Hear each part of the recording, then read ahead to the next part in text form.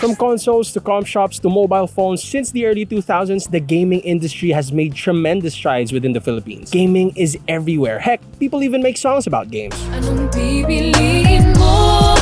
Dota o ako? What's even more amazing is the fact that Filipinos not only play these games, but are now seen starring in them as playable characters in big internationally acclaimed games such as Valorant, Call of Duty, and League of Legends.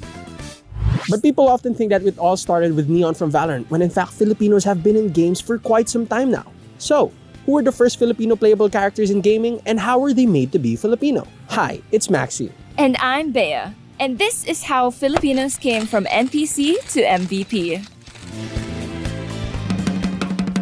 Let's lay some ground rules before we talk about these characters.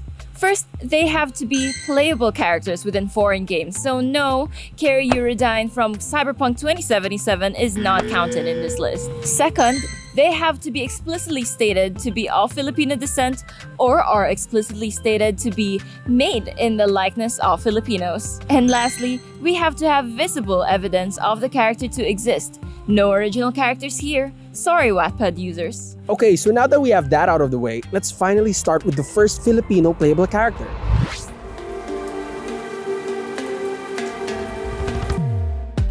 It's 1995, floppy disks were cool, Toy Story just dropped, and the first ever Filipino playable character just made his debut. Jose Estrada from Front Mission. Estrada's story is intense. He's a Navy sniper turned rogue after a tragic mission. Talk about drama.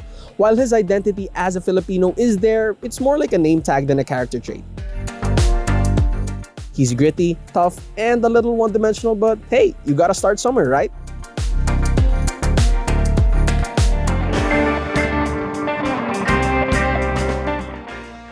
Fast forward to 1999 and we meet Fam Lewis, the first female Filipino playable character. She's described as spoiled, rebellious, and fighting the government, kind of like a telenovela in a mech suit.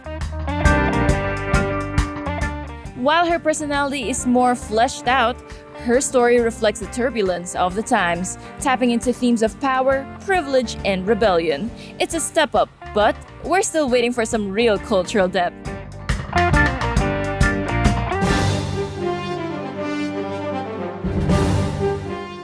And after 3 years of waiting, boom, we finally get a Filipino character that has lore with Talim from Soul Calibur 2. Her moves, swift.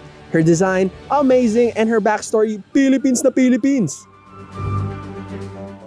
From her ritual tools to the Sampaguita references, Talim's debut is the first time we have any real semblance of actual Filipino-ness. Sure, she has that typical mystical and exotic vibe that comes with typical representations, but hey, it's progress, I guess. Plus, her wind powers, mwah, chef's kiss.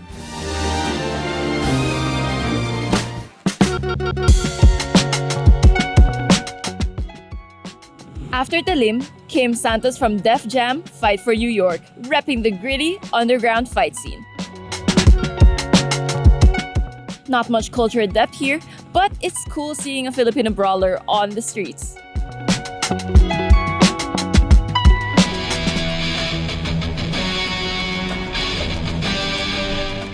Next up came Spartan 458 in Dead or Alive 4, a Filipino space soldier from Mars. She's a badass with a love for competition shooting, anime, and yes, of course, the most Pinoy dessert of them all, halo-halo. These small details became a big pivot within Filipino characters. They weren't just brawlers anymore, but they were people with quirks, hobbies, and personalities that screamed Pinoy pride.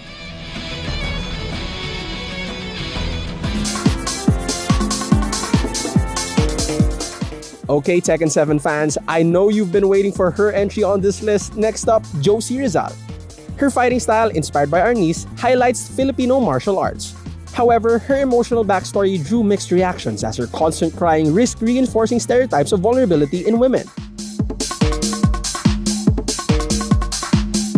Still, her inclusion marked a new era of Filipino representation through the lens of cultural and historical pride.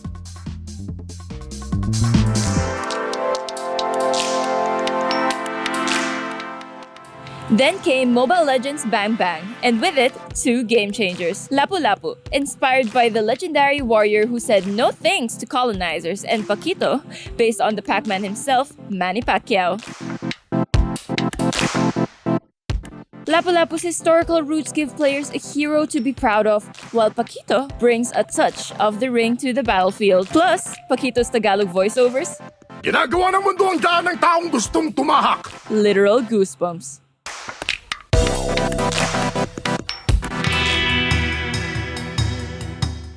In Call of Duty Vanguard, Isabela Reyes takes representation to a whole nother level. Written and voiced by Filipinos, her story is grounded on real history, making her one of the most authentic portrayals we've seen so far.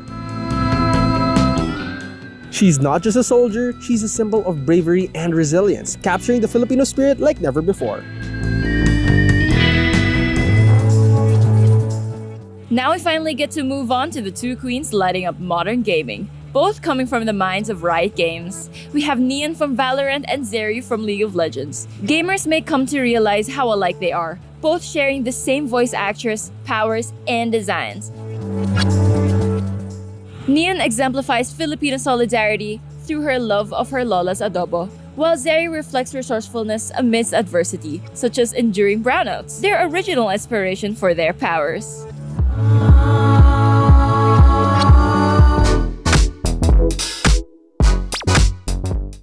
Finally, our latest entry on the Filipino family is Conduit from Apex Legends. And again, we have another electricity-based woman. I mean, we have brownouts, but come on, is that all we're known for? She's a support legend said to have come from a large family struggling to pay their bills. She is shown to represent the value of family and hospitality. Though she has had some backlash regarding her voice lines not sounding Filipino enough, she is still our latest entry on this list. So why do these characters matter in the big picture of things? Well, it's very important to take into account how we, the Filipinos, are integrated into popular culture. In this case, gaming. These characters say a lot about how the rest of the world view us, how we're reconstructed in the minds of these developers, how something and someone is made Filipino. Though it's good to have representation, these portrayals are still prone to causing stereotypes. No, not every Filipino is a fighter, not everyone likes halo-halo, and not everyone has lola's adobo. Another thing to note here is that most of these games are fighting games. It's almost as if all we are known for is being a country of violence and typhoons. I mean, they're not wrong, but hey, come on, we're not fighting all the time, and it's not raining all the time naman eh. And one thing worth mentioning is that majority of the Filipino playable characters in games are women. But there has been a lack of characters based on notable Filipinas. The 4 characters on this list, namely Lapu-Lapu, Paquito, Isabela Reyes, and Josie Rizal, are all based on male heroes. It is quite questionable how these heroes are gender bent, happening 2 out of 4 times as previously mentioned. Though, let's go back a few steps. These gender bends could mean 2 things. 1, that it represents breaking away from the patriarchal system, empowering women in games that they are just as strong as male characters. And 2, this may be due to the rise of female gamers within the community.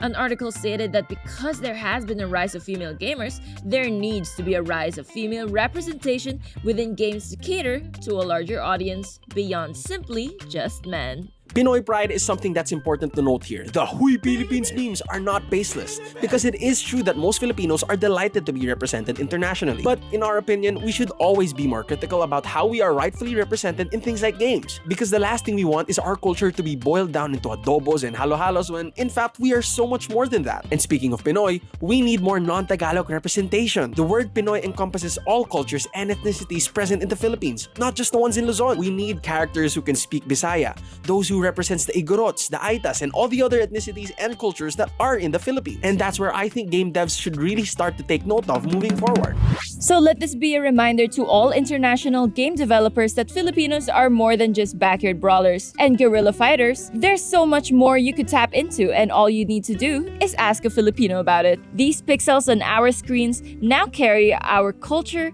stories, and our pride. As what was said in a Philstar article, the Philippines has placed 6th globally in terms of time spent on gaming. It's quite a high ranking, stating that gamers spend an average of 1 hour and 15 minutes daily on video games. With that in mind, developers have to up their game to represent the audiences in their market. Representation matters, and with every new character, we're claiming space in gaming history. So here's to our past, present, and future in gaming. Kita-kits sa next match!